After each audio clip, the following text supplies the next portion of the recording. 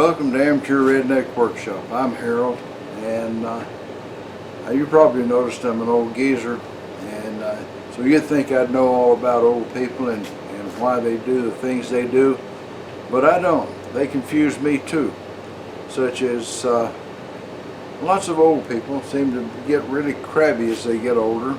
I don't understand that. I mean, I don't know. Maybe they don't feel good, and it seems like that they get all upset about things that I don't get upset, like drones. If they fly a drone over my house, I'll shoot the thing down, you know, or having themselves in the video or something, or somebody take pictures. I don't know what's so bad about that. I mean, you got some kind of secret thing going on at your house that a drone flying over would reveal to the world? I don't know. I don't care if you fly a drone over my house, as long as you don't land on my truck and dent the thing, I don't care, you know. I just don't understand it. I mean, there's a lot of opposition to people having drones, and the reason I brought that up is I was down at Sam's Club and I walked past their display. They've always got a display for these DJI, I think that's the name of them, drones. They run from $500 to $1,000 or more. And anyway, every time I go in there I see them, and then I think about all these guys that get upset if somebody flies a drone around them. And I'm trying to understand, you know, that's all. I'm not going to get a drone because that's a lot of money to pay for a toy that you probably wouldn't use just a few times, and then it'd be sitting there forever, you know. And at least for me it would be. Probably other people got more use for them, but there's a lot of toys you buy that unless you're out and about traveling and stuff, like a 360-degree camera, you know, that's not exactly a really useful camera, because you need to be someplace for people to look at things, you know, scenery and stuff going on around it. I don't think it's probably just right for working in a shop. Although I'm probably going to eventually make a 360 video of me machining something, and we'll just see how it comes out. Probably not too good. But anyway, what the whole thing about today is, y'all remember last video where I was improving my Harbor Freight vise, all because of Chuck Boudreaux making suggestions, and you know, I took him up on them. And anyway, you know, right at the end of the video, after I had all the improvement made on the arbor press, I could set the handle at any angle I wanted, and then this happened. Oh, I'm sorry. This thing falls out really easy. That's another problem. Okay, so what we're going to do today is we're going to fix that too. There was just too much to get into one video doing two improvements on it. So today we're going to improve the handle, and I'm going to start out with a misconception that I can cut a ball, and then I discovered that I don't remember what the heck I did when I cut a 2-inch hitch ball back in the 70s. I probably free-handed the thing with a lathe, because I really and truly don't remember exactly what I did. So I'm not going to do it again. So there you go. Anyway, let's just get on with the video instead of me mumbling around here. All right. Okay. So what my aim is here is to make a couple of little 1-inch aluminum balls. I'm going to thread the inside of this on this piece of aluminum rod on both ends, and I'll just screw a piece of 1/4-20 bolt up in there. I'll turn it into a 1/4-20 stud, and that way I can screw it on the end of the handle off of that arbor press, and then while it's part of that handle, try to turn a ball. We'll see. I made a trailer hitch with this thing many years ago without any kind of an attachment for making balls, so I'm going to try it again.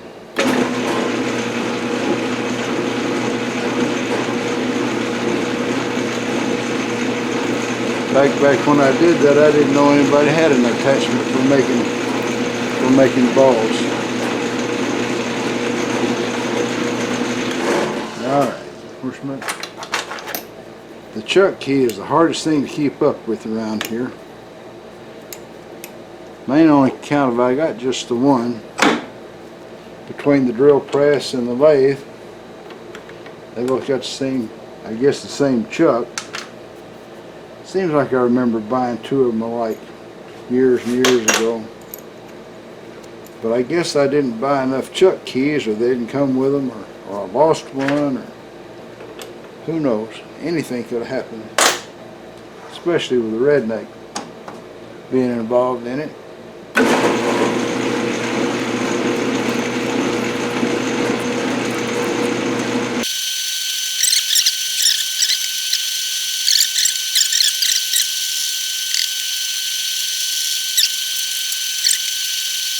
Really.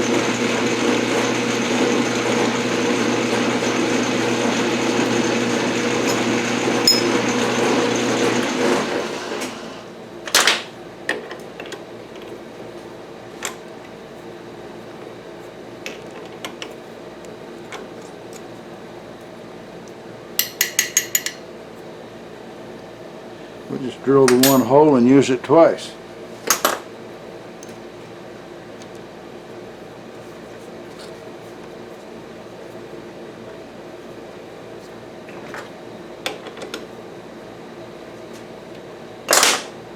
All right.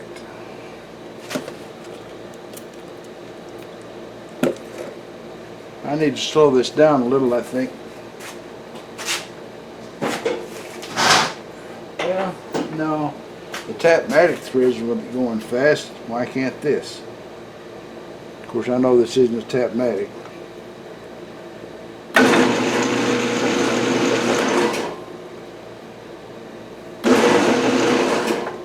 Well, there you go. Slip it. So, I'd like to finish it up with a wrench. I'm going to be forced to make myself a nice tap wrench because the harder freight model snapped in the middle. The Craftsman tap wrench that came with all my taps has lost a part of it. It broke off or fell out or something. I could, I guess, repair it, but what kind of a project is that when everybody and their dog's making tap wrenches, you know? I'll think on it. There's no telling what I'm able to decide to do in the end. This is some hard aluminum to thread. This stuff is... And that's probably a dull tap on top of it all. I'm sure not cutting into there really good. Tell you what I'm going to do. I'm going to put you guys to sleep and get another tap. Yeah, that other tap was completely worn out. I got to looking at the little threads on it were almost flat on top. No telling what I threaded with it, or attempted to thread with it.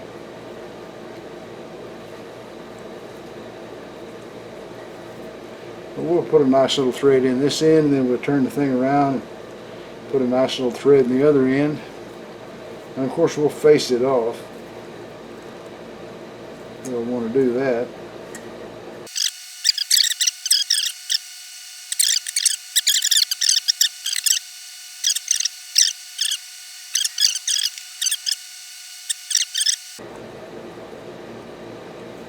And we'll wind up with something.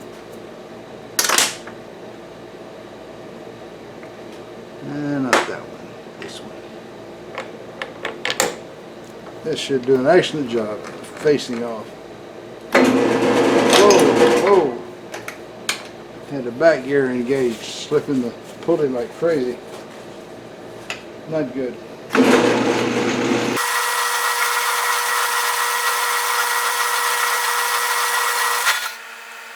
Yeah, close.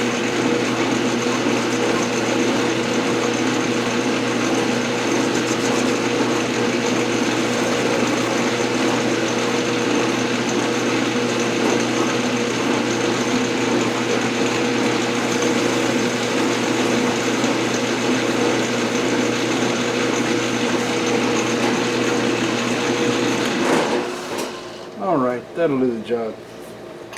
We'll turn this thing around, face off the other side, and thread it, and we'll be in business.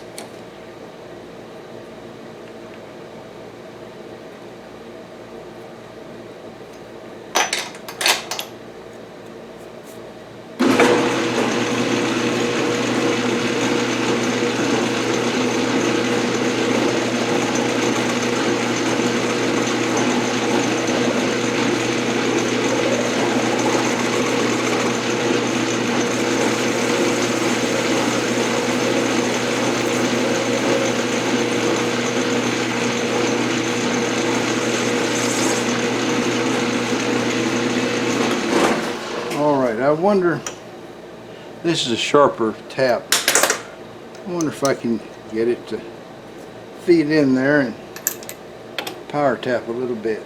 Maybe just a little. We can say.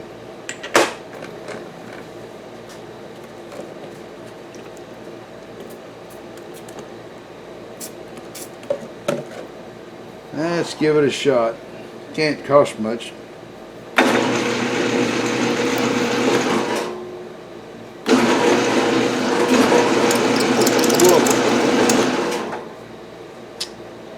Well, lost my wits there and just kept right on going in.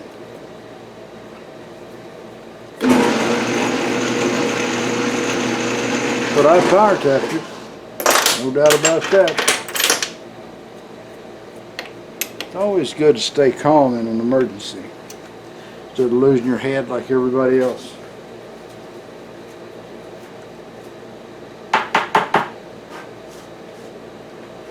All right, I think that's it.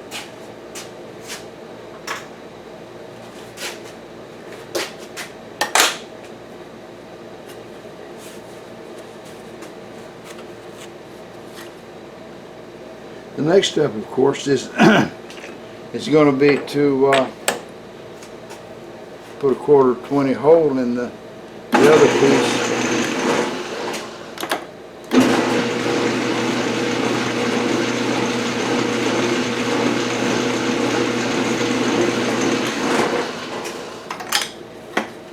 Alright.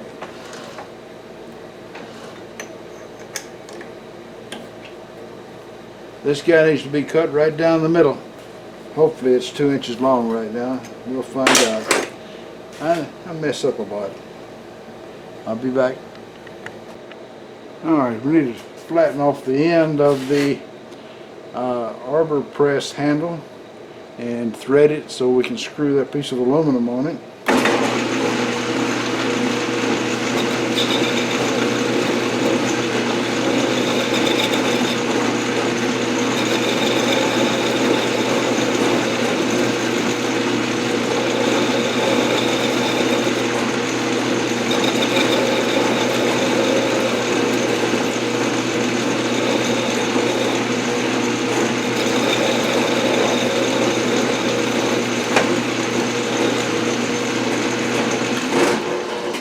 Now, if you're looking at that, you can see it's got some run out.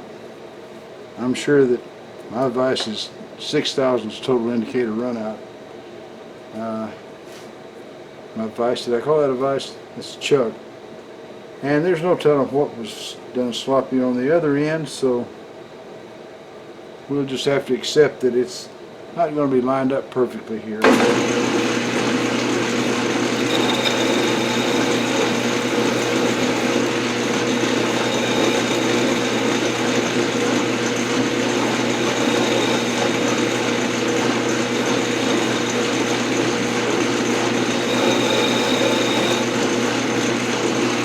Of course, if I wasn't so lazy, I could have put 4-jaw chuck on there.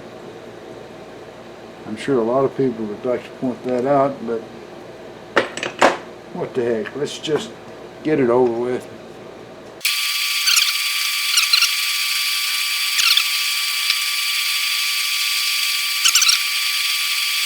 Do the job.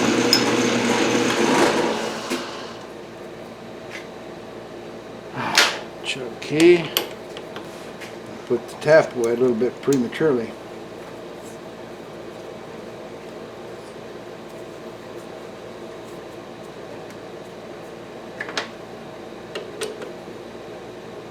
we're not going to do it like a minute ago. I'm going to, yeah, like I say, I'm not going to do it like a minute ago. I'm going to run this thing up there and hit the off button. So once it sticks and stops turning, well, then that'll be the end of the show. Loosen this thing up a little bit.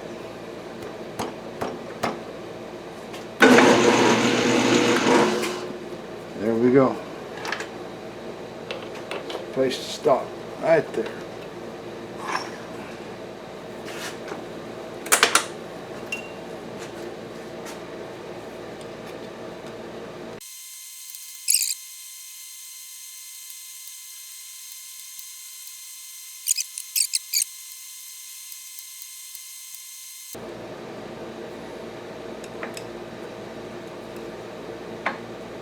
I think that's the bottom of the hole.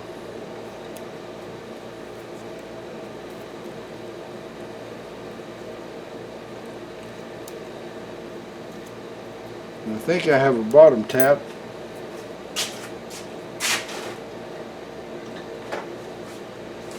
Here we go.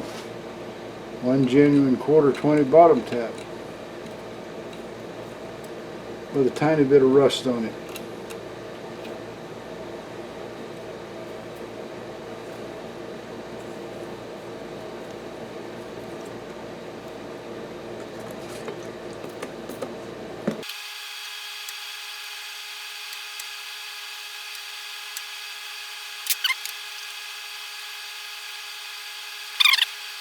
See what we got. Here's the bolt.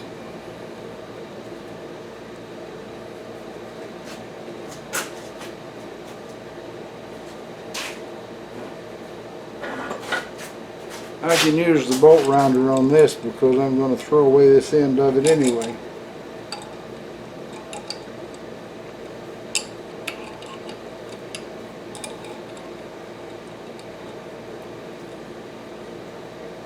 Doesn't seem to be real eager to screw in. Must be a lot of dirt in there. Yeah. Let me clean it up. You guys take a nap. Alright, so that's threaded and a nice bolt shoved in it. So the next step is cut off the end of it so that it's a stud instead of a bolt.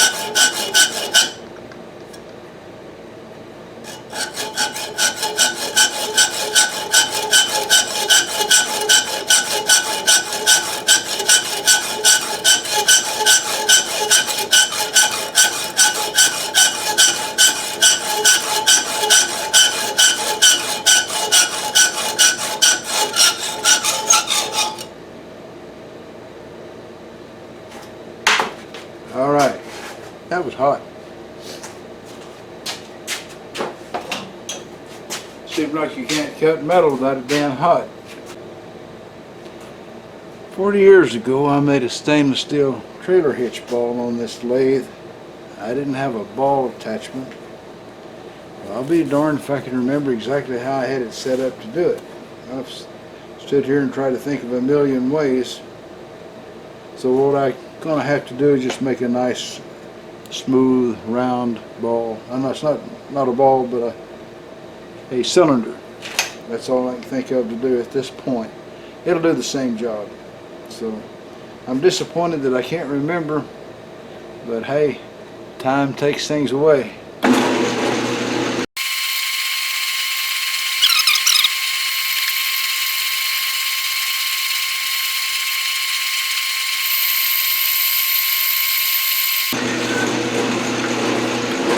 Alright, however big that is, we'll make the other one that same size. Got a measurement on it. 971 thousandths. Yep, that's it. That's now the official specification, 971 thousandths. And I'll do a little dressing up on the end of it here so it doesn't look quite so bad. I know, that's the wrong tool. used the wrong way.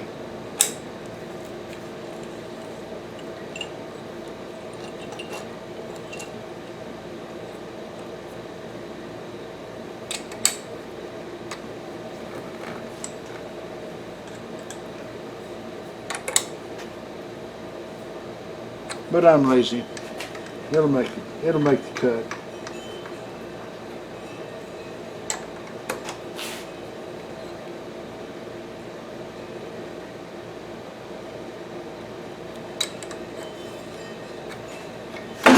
Close to right.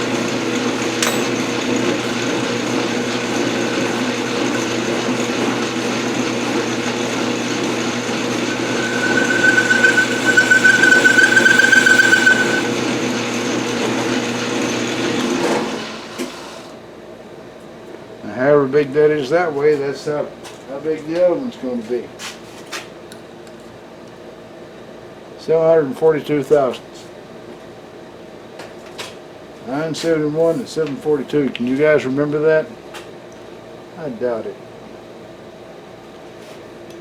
Alright, I need to kind of do a little chamfering on the edges and stuff. I think that I'll get a different tool. Maybe change the tool post back. I don't know. I might can fancy that up without changing the tool post. Let's get a different tool holder.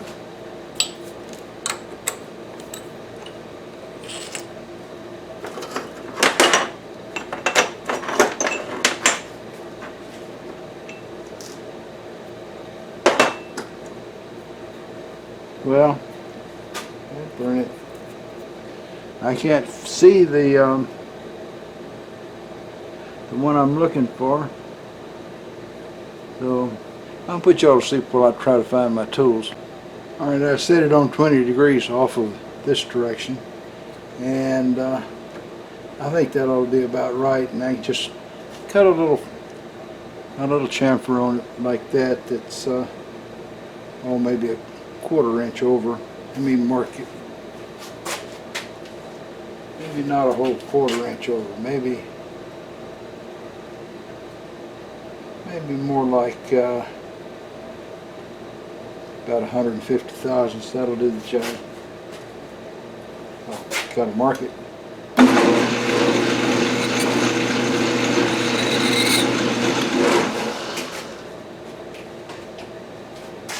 There we go. I think I can see that.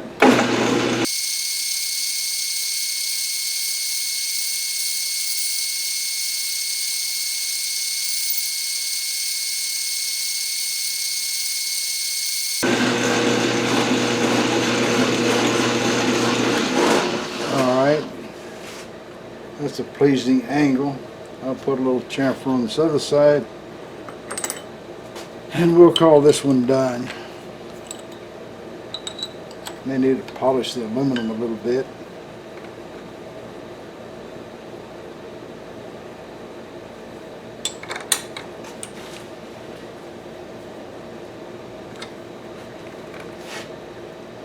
Alright.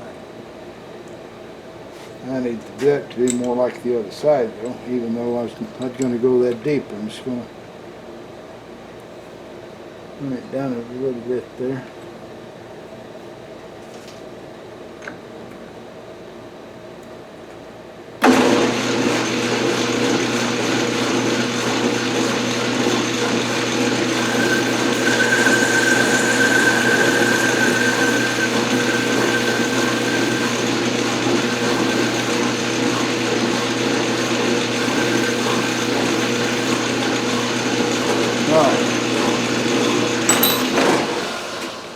Take a little piece of Scotch-Brite and shine that up. It won't stay shiny, but it will be for a while.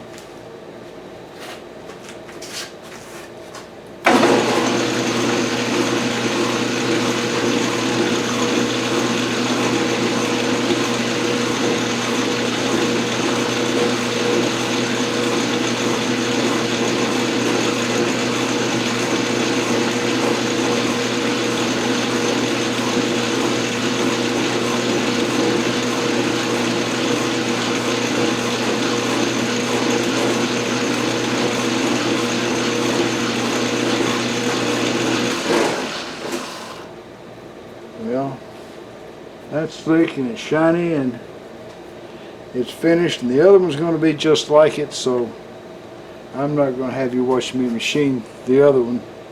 We'll just see what it looks like once it's put together. Alright, so screwed it on both ends, and now if I let go of it, it won't fall through. That was how I chose to do it. And I had another idea, was where I would cut a groove here and one down here and put some little spring-loaded detents in it. That would have been class, you know. That would have shown real workmanship and all that, but I didn't do it. I guess not being a machinist, I'm just not neat enough or spectacular enough, but this it does the job. If you don't like it ending up there,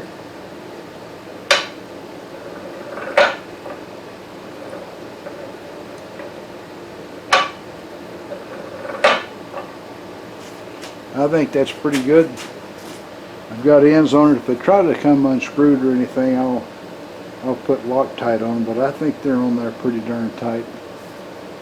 So there's another loose end tied up.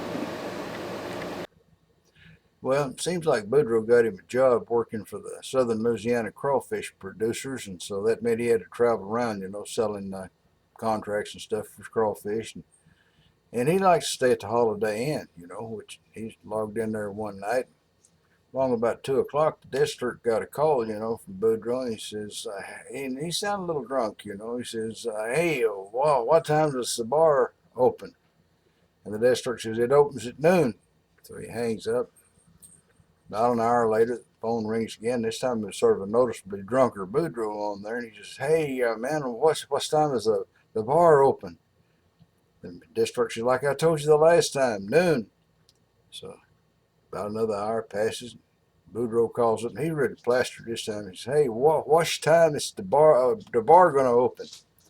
And the bartender says, well, he says, look here. He says, if you're really that desperate, he says, I can have room service bring you up something. And Boudreaux's quiet for a second. No, listen here. Now, he says, that ain't the thing. He says, I ain't trying to get in. He says, I'm trying to get out. Been sitting there drinking all night, free booze. Well, that's all, folks. Y'all try to subscribe if you're not already a subscriber. Leave a comment if you got something to say. And above all, remember, keep on keeping on. Bye now.